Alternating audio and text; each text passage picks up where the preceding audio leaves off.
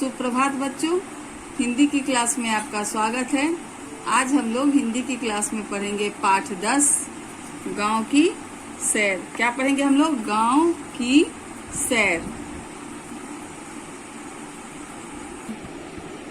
आज हम लोग गांव की सैर में पढ़ेंगे छवि और उसके चाचा के बारे में। छवि जो गांव गई थी सैर करने, उसके बारे में। आप लोग भी अपने अपने गांव में जाते होइएगा और जाकर के बहुत सारी चीजों को देखते होंगे। आप लोगों को भी बहुत अच्छा लगता होगा। अभी लॉकडाउन में बहुत सारे बच्चे गांव में ही गए हुए हैं और वहीं से अपना होमवर्क वगैरह करते हैं, तो उन लोगों को गांव का जो वातावरण है और सब कुछ है वो बहुत ही अच्छा लगता है। गांव का खेत भी बहुत अच्छा लगता है। वही मैं आप लोगों को आज गांव की सैर में छवि और उसके चाचा जी के बारे में बताने जा रही हूँ। छवि के चाचा जी जो थे वो गांव में रहते थे, वे वहाँ खेती करते थे। छवि के पिताजी का शहर में व्यापार था, वे शहर में ही रहते थे। छवि शहर में भी पली बड़ी थी। उसके पिताजी कभी कभी गांव जाते हैं, जैसे कि आप लोगों के मम्मी और पापा जाते हैं। परंतु छवि जो थी कभी गांव गई हो ऐसा उसे याद नहीं था। छोटे बच्चे रहते हैं तब पापा मम्मी ले जाते हैं, लेकिन उनको याद नहीं रहता। वैसे ही छवि को याद नहीं था कि वो कभी गांव भी गई है। वह बहुत दिनों से पिताजी के साथ गांव चलने के लिए कह रही थी। पिताजी बोल रहे थे दशहरे की छुट्टी में चलने का हम लोग चलेंगे, उससे वादा किया।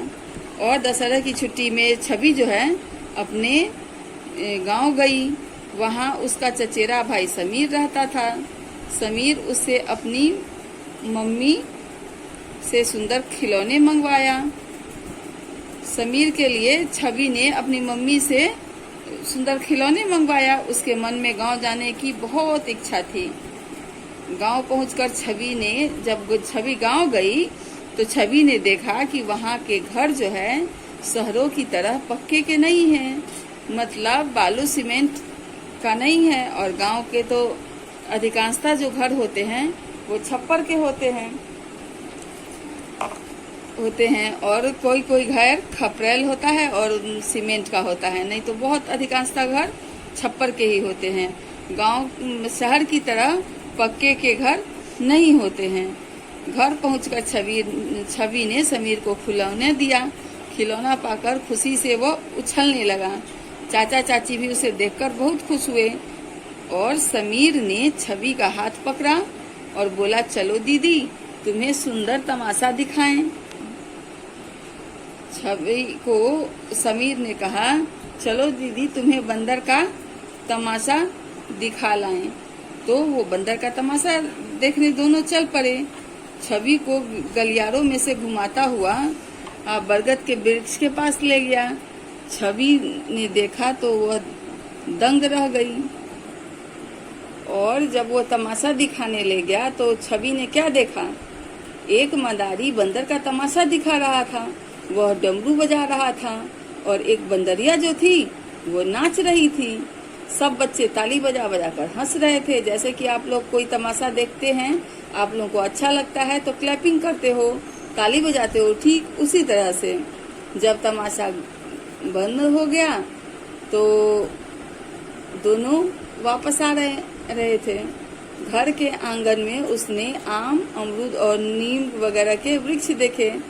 समीर ने छवि को अपनी गाय और भैंस, बैल और बछड़े दिखाए। आप लोग भी अपने गांव में बहुत सारे वृक्ष देखते होंगे। कोई गाय, बकरी, बैल ये सब देखते होगे। तरह तरह के जानवरों को देखते होगे तुम लोग। और चाची जी जो थी छवि के लिए सरसों का साग और मक्के की रोटी बनाई थी, जिसको खाकर छवि को बहुत ही अच्छा लगा। सरसों का साग जो है वो अधिकांशतः गाँव में ही अच्छा मिलता है, तो वो खाकर छवि को बहुत प्यारा लगा, बहुत टेस्टी लगा। अब 2 दिन गांव में रहकर वह माता पिता के साथ शहर लौट आई। छवि जो थी वो अपने माता पिता के साथ शहर लौट आई। उसने अपनी सहेली प्रभा को बताया। जो गांव के लोग जो होते हैं बहुत सीधे साधे होते हैं, सभ्य होते हैं, बड़ी नरमी से बात करते हैं। उनके घर में कोई भूखा जाए तो भोजन खिलाते हैं, प्यासा जाए तो पानी पिलाते हैं। वे लोग बड़ी मेहनत करके अनाज पैदा करते हैं। गांव की जलवायु अच्छी होती है, लोग स्वस्थ और बलवान होते हैं। शहर की भीड़ भाड़ और शोरगुल से गांव कोसों दूर है। गांव में तो शांति का वातावरण होता है। वहाँ के लोग वाकई बहुत अच्छे होते हैं। अब हम लोग क में है, देखिए क्या है। सही कथन के सामने सही तथा गलत के सामने गलत लगाइए। पहला, गांव के लोग बड़े सभ्य और सीधे होते हैं, ये सही है। सरसों का फूल, दूसरा, सरसों का फूल नीले रंग का होता है, ये गलत है। सरसों का फूल पीले रंग का होता है, इसलिए आप लोग गलत लगाइएगा। तीसरा है, गांव की जलवायु गर्म होती है, ये गलत है। चौथा, छवि दिवाली की छुट्टियों में गांव आई थी, ये गलत है, दशहरे की छुट्टी में आई थी। ख में है, सही विकल्प के आगे टिक लगाइए। पहला, घर के आंगन में निम्नलिखित वृक्ष थे, आम, आंवला, कटहल, यहाँ होगा आम।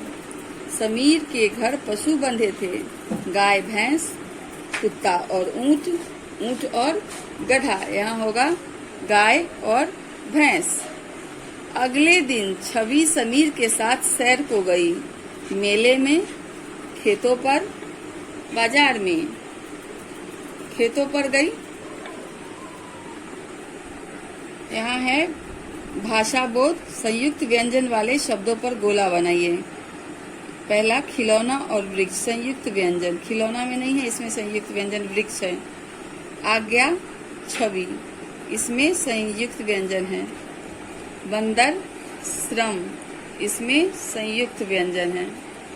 निम्नलिखित शब्दों के अर्थ लिखिए। स्वस्थ, स्वस्थ मतलब क्या होता है? यहाँ है, निम्नलिखित शब्दों के अर्थ लिखिए। स्वस्थ का निरोग, बलवान का ताकतवर, वृक्ष का पेड़। गौ में है, निम्नलिखित शब्दों के समानार्थी शब्द लिखिए, मतलब समान अर्थ वाला। गाय का हो जाएगा गौ, माता का माँ, आम का आम्र। ये सब आप लोग कॉपी में बनाइएगा।